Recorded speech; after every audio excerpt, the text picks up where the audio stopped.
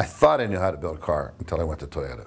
I went to Georgetown. I was the only American with automotive experience in a quality group, an engineering group in Toyota North America. The only one with experience. From there, it was the beginning of the journey. Hired all the people. Was involved in the product and layout of the plant, the building of the plant, development of the culture. It's just such an opportunity. You can't. How many times in your life do you get an opportunity to really learn your dream, and especially with a company like Toyota? I went to Japan to learn how to build a car with the Japanese. Went in August.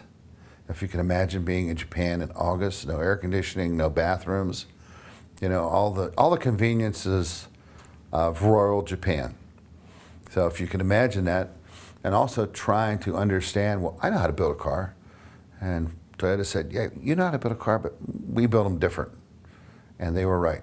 They build them with quality in the process, and at Volkswagen, we inspected quality into the product. We used inspection and audit to control the processes. They control the processes. The result is planned. So what a difference I learned was, the major difference for me and from a quality guy was, you can't inspect quality in a car. You have to build it in, and the quality you get is the result of your investment in the process. And that's how Toyota did business. For me, that was a great learning. And it wasn't just about the process of the manufacturing. It was the process of the people. How Toyota involves the people in learning about building cars and understanding. They don't want a Six Sigma expert. They want thousands of Six Sigma experts. They want everybody to have the skills to fix problems, to see problems, to learn about waste, and not have a fear for their job. One of the best experiences we had was we built our first group of cars. They had defects on them. And Lee Kcoe was working there at the time. I'd hired him from Volkswagen as a supervisor. And we had these cars with defects, and we didn't want the team members to be, how do I want to say it? We didn't want the team members to be disappointed that they hadn't built quality cars.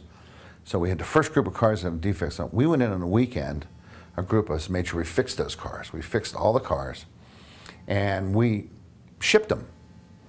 Well, little did we know that the Japanese, our counterparts, came in on Sunday and put more defects on the cars to see if we'd find them on Monday morning, new defects.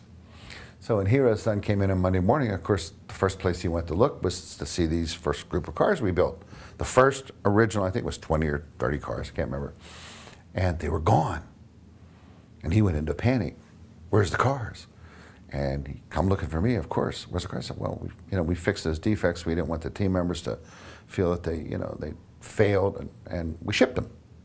Oh, and he's jumping around. You can't ship the cars. Why? You can't ship them. They're no good. They're no good.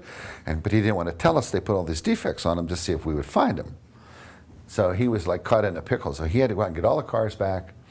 And then finally one night, after about 10 glasses of Maker's Mark, he explained what happened. And he says, we always do that, make defects, because we want to see if we're teaching you enough to learn to see if you can find new defects. So you have to be able to see the difference. And that's why we did it. And that's why I got excited, because I thought the cars were on the train and we'd have to go get the train back. Now, I'd have to explain to Kcoe-san.